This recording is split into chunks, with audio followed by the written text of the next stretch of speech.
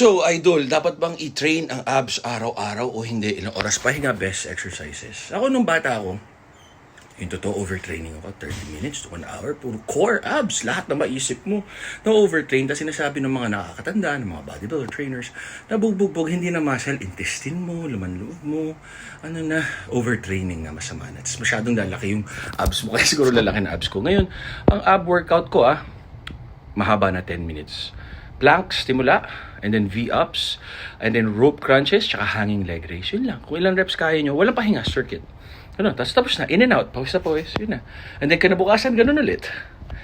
Oh, ganun lang siya. Kung kaya mo everyday. Ngayon, kung after mong mag-workout, di ka makatawa, sobrang sakit na abs na bigla.